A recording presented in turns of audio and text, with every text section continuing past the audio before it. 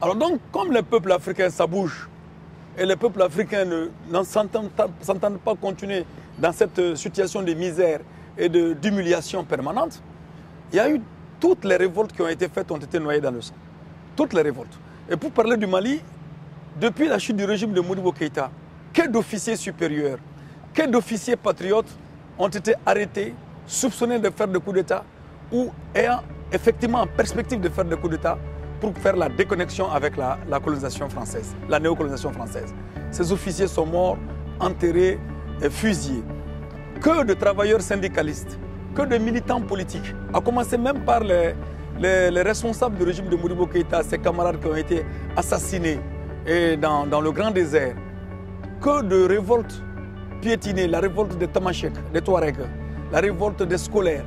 Jusqu'en 1990, la nuit noire était pour les combattants de la liberté malienne, pour les combattants de la démocratie, pour les combattants de l'anti-impérialisme. Donc c'est ainsi. C'est donc fort de tout ce constat que vous avez décidé de faire quelque chose. Je suis le produit de ce constat et mon organisation politique aussi, parce que c'est tout ce constat-là, parce que j'ai participé déjà au mouvement de révolte de 1980. Étant jeune lycéen, un peu avant étant à l'école fondamentale, j'ai participé à ce mouvement-là. Nous avons été écrasés en 1981. Nous avons été écrasés, notre secrétaire général liquidé, Abdoukarim Kamaradi Cabral, des militants assassinés, et puis l'école fermée, des gens qui ont été contraints à aller en exil. Certains étaient même venus ici en France.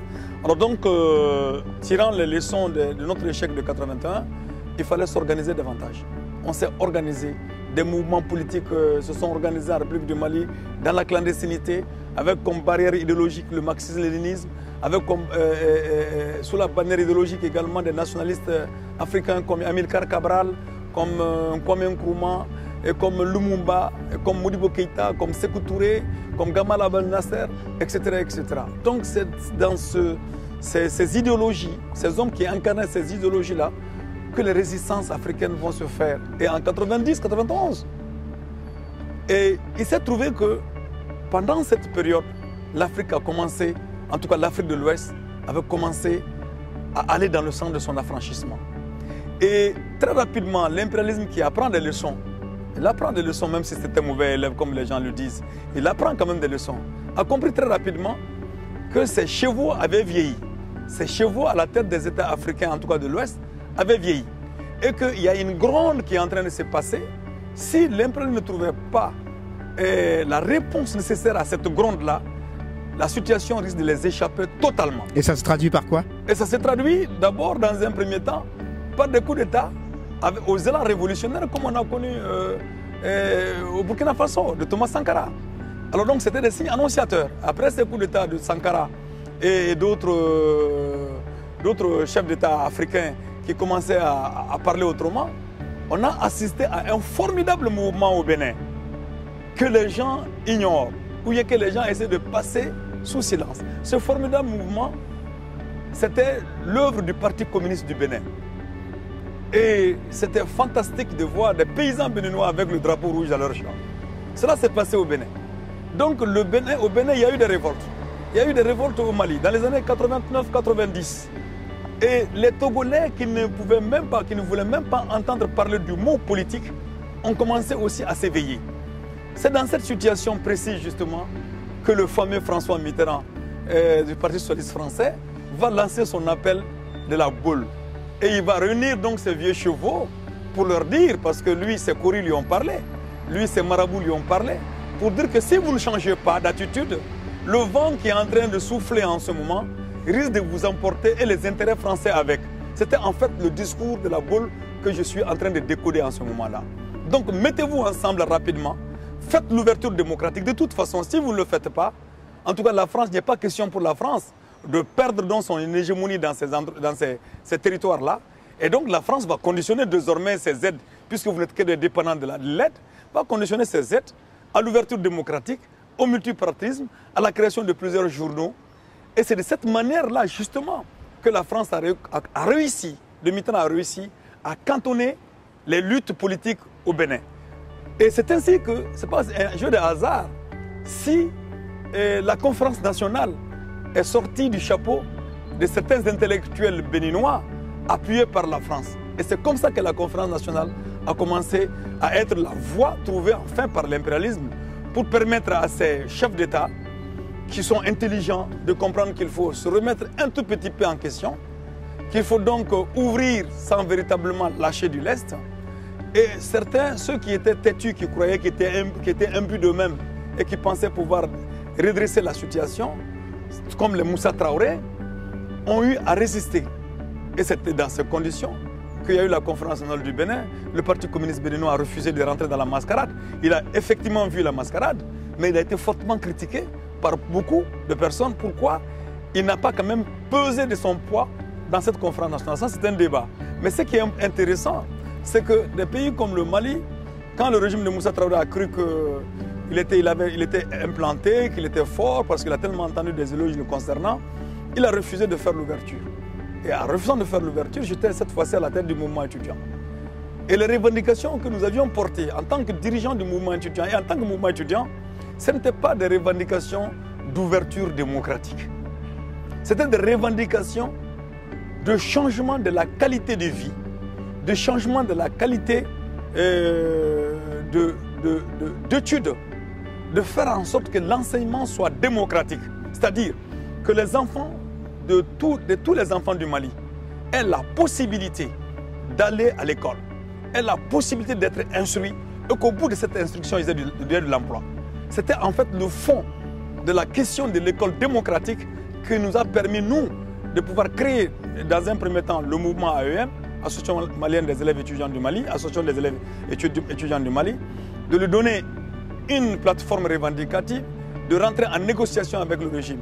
Mais vous savez, ces réformes qu'on demandait de l'école étaient de trop pour le système qui était mis sur place par la bénédiction du Fonds monétaire international, de la Banque mondiale et de la France. Parce que pour satisfaire le minimum de revendications du mouvement étudiant, il fallait remettre en question certains rapports entre le Mali et le FMI, le Mali et la France. Parce qu'il ne faut pas oublier une chose, c'est que l'acceptation des accords du Fonds monétaire international et de la Banque mondiale était conditionnée même aux relations bilatérales. C'est-à-dire, si un pays n'accepte pas de signer avec le Fonds monétaire et la Banque mondiale, alors il se voyait couper l'aide bilatérale. Il ne faut jamais oublier ça, parce que nous avons connu ça. Donc, ce régime qui a été mis sur place, qui n'avait pas pensé à trouver une économie alternative, qui n'avait pas l'esprit de l'indépendance, devrait voir donc la dépendance, hein, le fruit de la dépendance jusqu'à la lie. Parce que là, dans ce cas, il fallait se plier et se mettre à carreau devant l'impérialisme. Ce que le régime de Moussa Traoré n'a pas fait. Alors nous sommes allés à une révolte qui a conduit malheureusement à un affrontement meurtrier où 213 élèves étudiants ont été tués, avec des enfants, des femmes un peu partout ont été tués en 2 jours d'affrontement que le régime de Moussa Traoré nous a imposé. Mais à la fin de ce régime-là, on s'est rendu compte que le ver était dans le fruit. Le ver était dans le fruit parce que au moment où la révolte était dure avec le régime de Moussa Traoré, nous avons eu droit à une demande de négociation de la part du pouvoir en place. Une demande de négociation. Une demande de négociation du pouvoir en place. Et aussi, l'intervention française timidement tendait à nous faire discuter avec le régime en place pour trouver un terrain d'entente. Nous étions 3 personnes ce jour-là et ma voix était la plus forte. Avec qui est-ce que vous avez discuté? Nous étions les associations et mouvements démocratiques. C'est-à-dire il y avait l'association des élèves étudiants du Mali, il y avait 2 associations de jeunes, l'association pour la demande des demandeurs et initiateurs d'emploi. Voyez-vous, on dit qu'il n'y avait pas de chômeurs au Mali, on ne pouvait pas créer d'association de chômeurs, on pouvait dire demandeurs et initiateurs d'emploi. L'association de la jeunesse pour la démocratie et le progrès, la jeunesse libre et démocratique, et le grand syndicat des travailleurs du Mali, l'Union nationale des travailleurs du Mali, plus 2 associations politiques, le Comité national d'initiative démocratique et puis l'Alliance démocratique pour le Mali. À ceci, il fallait ajouter le barreau malien et l'Association malienne des droits de l'homme. Donc ce sont ces associations-là qui ont été la coordination de la révolte populaire déclenchée par le mouvement étudiant. Déclenchée et conduite par le mouvement étudiant. Et les militaires sont venus maintenant parce que les négociations ont échoué. Les négociations ont échoué parce que, justement, les représentants de l'Association des élèves étudiants du Mali, dont j'étais un, et le représentant du Comité national d'initiative démocratique, dont j'étais un des membres fondateurs aussi, en tant que citoyen tout court, et puis un représentant de l'Union nationale des travailleurs du Mali, nous étions trois à dire qu'il n'y a pas question qu'on négocie avec le régime, parce que le schéma français était de négocier avec le régime de Moussa Traoré, de proposer un gouvernement d'union nationale entre les bourreaux et les victimes, et de choisir un membre du mouvement démocratique. Et en l'occurrence, c'était Alpha Oumar Konaré qui avait été proposé et il avait accepté pour être le premier ministre de Moussa Traoré, le premier ministre de la transition démocratique. Et ce que nous trois avons rejeté systématiquement. Et puisque nous avions la force de frappe la plus importante, la France va donc rapidement lâcher son dictateur. Il va le lâcher et maintenant il va accepter que ces militaires interviennent dans le jeu. Et ces militaires, c'était le président de la garde républicaine, Amadou Toumani Touré, qui était le président de la garde républicaine et disons de la garde présidentielle.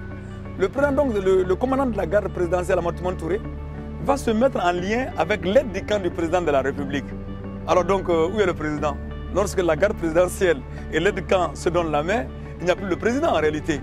Alors donc, ces deux vont se retrouver et vont, face à la demande pressante du peuple malien, et notamment des femmes, qui ont dit « Demain, nous allons monter à Koulouba », c'est là où il se trouve le palais présidentiel, pour déloger Moussa Traoré, parce que pour nous, femmes, il n'y a pas d'hommes au Mali.